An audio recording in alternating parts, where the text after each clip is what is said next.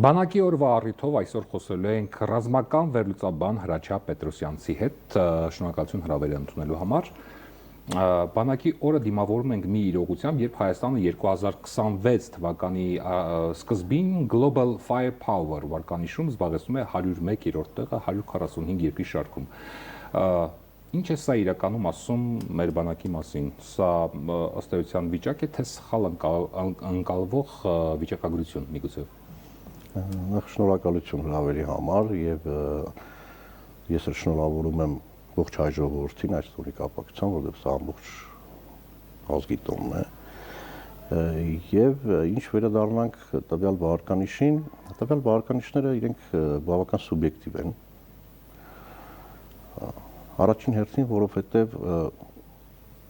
տարածված որպես մեթոդաբանություն իրենք առաջին կոմպոնենտ վերցնում են սպառազինության քանակը, այսինքն ինչ չափի սպառազինություն ունի տվյալ երկիրը, զինված ուժերի անձնակազմի քանակը, սկսում են որոշակի այդ մաթեմատիկական տվյալներով վերլուծություններ կատարել։ Իրականում բանակի այդ մարտունակությունը օրինակ ընկնում է այդ վարկանիշային չափումների մեջ, թե ոչ։ Մարտունակությունը կարող է ընկնել։ Ինչու եմ ես հարցնում, որովհետև Հայաստանը 30 եւ ավելի տարի ըստ էության պատերազմական վիճակի մեջ է եղել, պատերազմող երկիր է եղել եւ մի տեսակ տարօրինակ է վարկանիշային աղյուսակի ներքևի շարքերում, հորիզոնականներում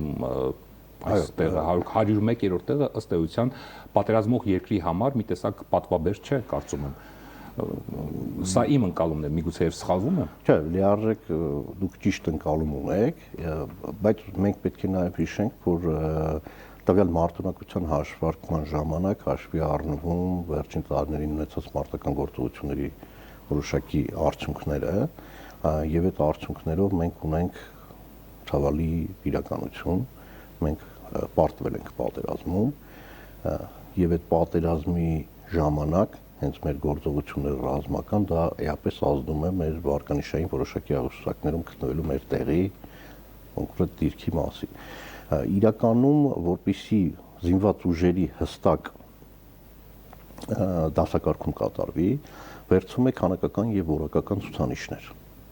Քանակական ցուցանիշները դա այն է, ինչի մասին արդեն ասացինք, դա սպառազինության քանակ, սպառազինության տեսակներ, որակականը արդեն մի փոքր այլ է։ Որակականը դա ռազմական մասնագիտական որոշակի հաշվարկներ են, թե որակապես որոշակի ստորաբաժանումներ, զորամասեր, զորամիավորումներ եւ ամբողջությամբ բանակը ինչի է ի վիճակի եւ ինչ կարող է անել։ Այսինքն ինչ խնդիր կարող է լուծել։ Այո, ինչ խնդիր կարող է լուծել։ Տեխնիկան կարևոր է այս դեպքում։ Ինչ տեխնիկայով է հագեցած բանակը։ Տեխնիկան կարևոր է իհարկե։ Իհարկե տեխնիկան կարևոր է, սակայն մասնագիտական դասավանդման ժամանակ առաջնային ցուցիչը դա որակական ցուցիչն է, որի խնդիրը ոչ թե տեխնիկան է, այլ սկսած ռազմավարությունից մինչև մարտավարություն, եւ շատ կարևոր վիճակը դա կոչվում է զորքերի հոգեբանական վիճակ։ Այսինքն ինչ հոգեբանական վիճակում են տվյալ զորքերը։ Այդ որակական ցուցանիշներով լիովին այլ պատկեր կարող է ստացվել։ 101-րդ հորիզոնականը ըստ ձեզ մեր դեպքում նորմալ է, երբ ունենք բաց հակառակորդ։ Մենք դրա համար կարող ենք համեմատությամբ անցկացնել, ասենք 90-94 թվականներին, երբ մենք այդ ցուցիչներով երևի ոչ միտեղ ընդհանրապես չէին գրավում, բայց մենք ցույց տվեցինք բավական բարձր արդյունքներ, եւ ենթադրենք 2020 թվականին, երբ մենք այդ ցուցիչներով կարող էինք շատ ավելի բարձր դիրքում լինել, բայց որոշակի ծանր հետևանքներ։ Իհարկե, այստեղ նաեւ անհրաժեշտ է վերլուծություններ կատարել, որոշակի ինչի համար այդ ծանր արդյունքները ունեցավ, երբ որ մենք շատ ավելի բարձր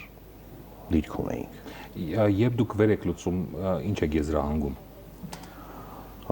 Որտեղ մենք ունենք մեր բանակը ուներ խնդիրներ։ Խնդիրները համակարգային են, միջազգային տարբեր փորձագետներ շատ լուրջ վերլուծություններ են անցկացրել 2020 թվականին տեղի ունեցած մարտական գործողությունների վերաբերյալ՝ ի տարբերություն մեզ։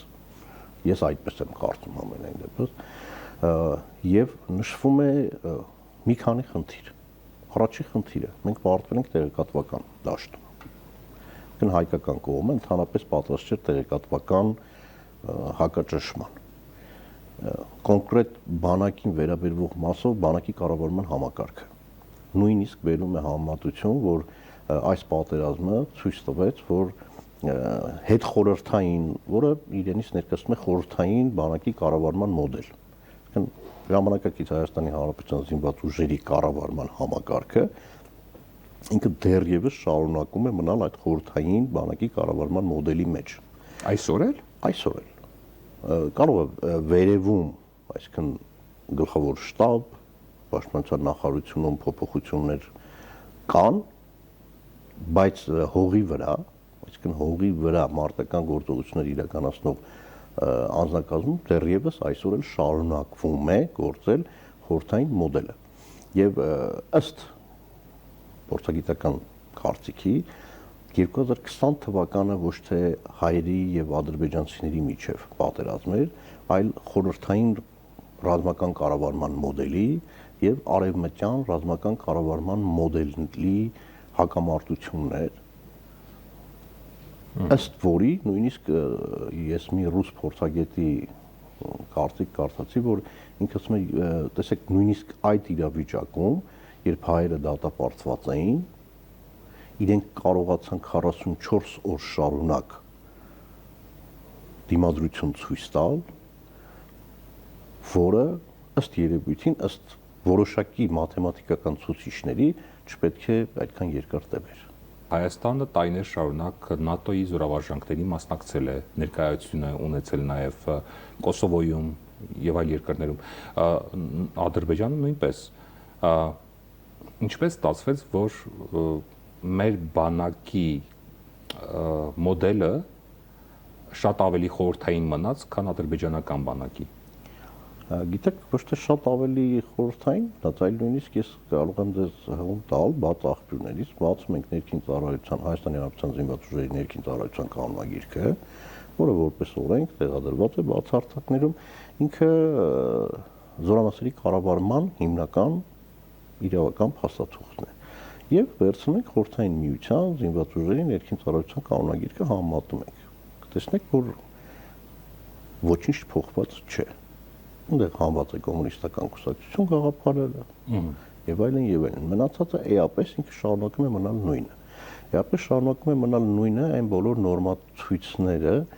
որոշակի եւ սպառազինության զինամթերքի ծախսի նորմերի հետ կապված եւ վառելանյութի նորմերի հետ եւ երթ կատարելու ժամանակ մեքենաների մեկը մյուսից հեռավորություն,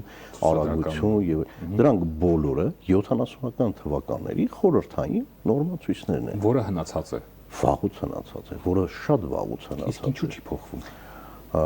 Այդ հարցը երբ պետք է տանք Այսինքն կարիքը կա, բայց անհրաժեշտությունը կա փոխելու, բայց տարիներ շարունակ չի փոխվել փաստորեն։ Չի փոխվել, դրա մասին որոշակի բարձրաձայնվել է, որոշակի խոսացվել է այդ մասին, որ մենք չենք կարող խորհրդային միության մոդելով առաջ գնալ, որտեղ խորհրդային միության մոդելը առաջին հիմնված է միլիոնանոց մարդկային ռեսուրս ունենալու վրա։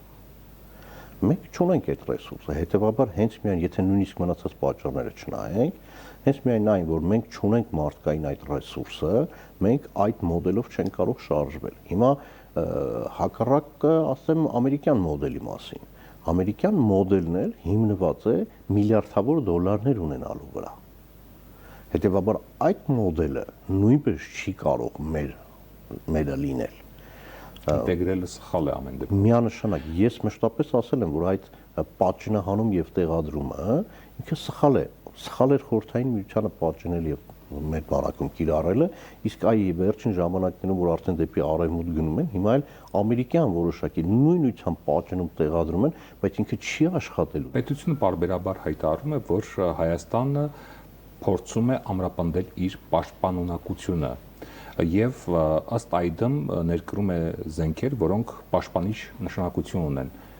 Ինչ ասել է պաշտպանական զենքեր եւ հարձակողական զենքեր, այսինքն Հայաստանը վերջին տարիներին ինչ զենքեր է ձեռք բերել, որը ինչ անելու հնարավորություն կարող է տալ մեր բանակին։ Գիտեք, զենքերը բաժանել պաշտպանական եւ հարձակողականին մի փոքր իմ կարծիքով սխալ է,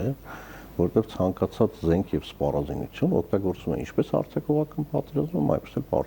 պաշտպանողական։ Հետևաբար ես չեմ կարծում, որ մեր խնդիրը ուղղված է ինչ-որ միայն պաշտպանության համար զենքերին։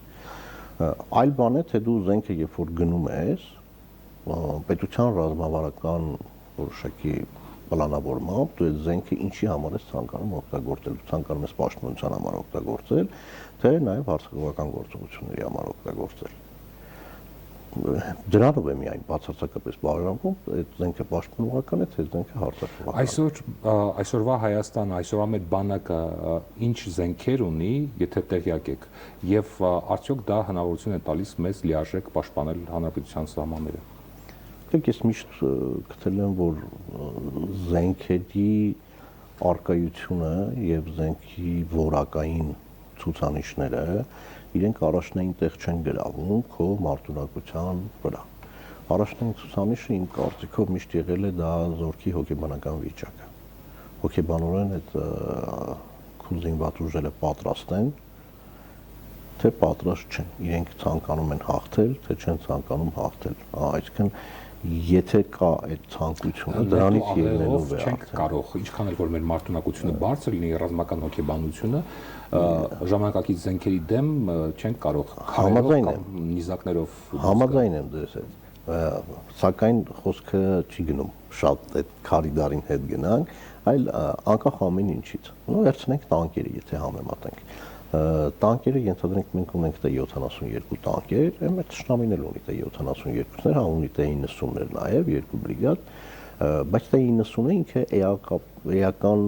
փոփոխություններ T-72-ի հանդեպ այդքան էլ շատ չունի, իր պաշտպանական համակարգերն են, ընդ որում մենք գիտենք, որ մեր թշնամին իր T-72-ները Հարավաֆրիկյան Հանրապետության հետ համատեղ կարողացել է մոդիֆիկացնել եւ T-72-ների վրա հավաքել այնպիսի համակարգեր, որոնք իրենք ավելի մոտեցրել են T-90-ին,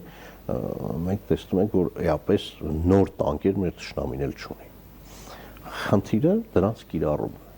Խնդիրը տվյալ քո ունեցած զենքը եւ զինամթերքի կիրառումն է։ Դու կարող ես ունենալ աշխարհի լավագույն զենքը, բայց չկարողանաս դա ճիշտ կիրառել։ Ենթադրենք, եկեք ես դες գործնական օրինակ բերեմ։ 2020 թվականին մենք ունեինք Արցախում Տոր համակարգեր։ Տոր համակարգերը տրված էին յուրաքանչյուր պաշտպանական շրջանին մեկական, որ Տոր համակարգը պետք է պաշտպաներ անօթաչու թռչող սարքերից։ Սակայն երբ որ մենք նայում ենք այդ Տոր համակարգը ստեղծող երկրում Տոր համակարգերի կիրառման մարտավարությունը, այնտեղ հստակ ասում է, որ տորերը պետք է կիրառվեն զույգերով հակաօդային պաշտպանության դիվիզիոնի կազմում։ Ինչի համար, որպեսզի ինքը պայքարի անօթաչու թռչող սարքերի դեմ, բայց դիվիզիոնի մնացած միջոցները պաշտպանական դա կլինեն ասաները, կլինեն Զու-22-եր եւ այլն։ Նրանք էլ պետք է պաշտպանեն այդ տորին։ Հիմա մենք ունեինք անօթաչու թռչող սարքի դեմ լավ պաշտպանող միջոց, բայց մեր սխալ կիրառման արդյունքում դրանք արդյունք ցույց չտվեց։ Ինչու սխալ կիրառվեցին, երբևէ չէին փորձարկել, թե միգուցե պատրաստ չէին այդ մասշտաբային լայնամասշտաբ պատերազմին։ Գիտեք, ես այդ հարցին չեմ կարող պատասխանել, ինչու, որովհետև կիրառողներին պետք է այդ հարցը տանք, ինչու է որոշվել նման կիրառում։ Դուք հետահայաց, որ նայում եք եւ վեր եք լուծում իրավիճակը, ձեզ մոտ ինչ պատկեր է առաջանում։ Իմ մոտ առաջանում է, որ ամեն ինչ գալիս է խորհրդային կառավարման մոդելից ելնելով, որովհետև խորհրդային կառավարման մոդելը ինչ խնդիր ունի տարբերություն արևմտյանին, խիստ ուղղահայաց մոդել է, որտեղ նախաձեռնողականությունը եւ ինքնուրույնությունը արգելված է։ Ասում եք, մարդը հողի վրա ինքը չմեղադրենք որևէ մեկին, բայց որևէ մեկը ինքնուրույն որոշում ընդունել նախ իրեն չեն սովորեցնում։ Նա խորհրդային մոդելն է։ Ինքը պարտավոր է ամեն ինչի մասին զեկուցել եւ վերադաս հրամանատարությունը ինչ որ իրեն կասի, ինքը դա է անում։ Ինքը ինքնուրույնություն չունի։ Իհարկե պատերազմի ժամանակ մենք տեսանք նաեւ դեպքեր, որտեղ հրամանատարներ կային, որոնք վերցրեցին նախաձեռնությունը, վերցրեցին ինքնուրույնությունը, գործեցին եւ իրենք ունեցան հաջողություն։ Եթե 1-2 բառով փորձենք վերլուծել այսօրվա բանակի բարոյահոգեբանական վիճակը, ինչ կասեիք։ Այսօրվա բանակի բարոյական վիճակը ես այս պահին չեմ կարող հստակ ճիշտ ասած տալ, շատ հարաբերական է, որովհետև շատ հարաբերական է, եթե վերցնենք հրամանատարական կազմի մոտ շատ ավելի բարձր վիճակում է այսօր գտնվում, քան տարիներ առաջ, ելնելով որոշակի առաջերտին սոցիալական պայմաններից։ Զինվորների առումով եթե մենք նայում ենք, մենք ուղիղ համատակություն պետք է տանենք մեր հասարակության հետ եւ մենք այստեղ պետք է հստակ հիշենք կարևոր մի պայման։ Բանակը ունի մշտական կազմ եւ փոփոխական կազմ։ Զինվորները դա փոփոխական կազմն է, որոնք անընդհատ 6 ամիսը մեկ փոփոխվում են։ Սպայական կազմը դա մշտական կազմն է եւ այսօր արդեն որոշակի պայմանագրային ստորաբաժանումները։ Փոփոխական կազմի մոտ բարոյական վիճակը կախված թե ինչ զորամասում է, կախված է զորամասի հրամանատարությունից։ Զորամասի հրամանատարությունը ինչպիսի մթնոլորտ է ստեղծել իր զորամասում։ Որովհետեւ մենք կարողանանք դա հստակ ասել, մենք պետք է բոլոր զորամասերը ուսումնասիրենք, որ հասկանանք, թե զինվորների մոտ բարոյական վիճակը ինչ մակարդակի վրա է։ Ինչքանով ես ծանոթ եմ, կան մեծամասնությունում բավարար վիճակ է։ Եթե ձեզ տրվեր մեկ կարևոր որոշում կայացնել համակարգում, որը կարող է բարելավել վիճակը, ինչ որոշում կկայացնեիք, որը կլիներ այդ որոշումը։ Գիտեք, քանի որ ամեն ինչի հիմքում կրթությունն է, ես ամենաառաջինը ռազմական կրթության ոլորտը կվերցնեի պաշտպանության նախարարության ենթակայության տակից։ Ինչի, որովհետև ռազմական կրթությունը դա մեր ռազմական ակադեմիան է, եթե պատվիրատուն եւ շահառուն նույն կազմակերպությունն է, այստեղ մենք որակային խնդիր ենք ունենում։ Այսինքն եւ պատվիրատուն է պաշտպանության նախարարությունը եւ շահառուն, այսինքն ինքը ասում է մեզ պետք է այսքան սպա, տալիս է տարեկան 3x քանակությամբ տեղ, եւ ավարտելուց հետո այդ սպաները գնում են ծառայելու պաշտպանության նախարարությունը։ Սա խնդիր է։ Սա իմ կարծիքով առաջին անհրաժեշտ քայլն է փոփոխություն իրականացնելու համար, այսինքն ռազմական ակադեմիան չպետք է լինի պաշտպանության նախարարության կազմում։ Շնորհակալություն մեր հարցերին պատասխանելու համար, եւս մեկ անգամ շնորհավոր բանակի օրը։ Ես հիշեցնեմ, մենք զրուցում էինք ռազմական վերլուծաբան Հրաչյա Պետրոսյանցի հետ։ Ցտեսություն։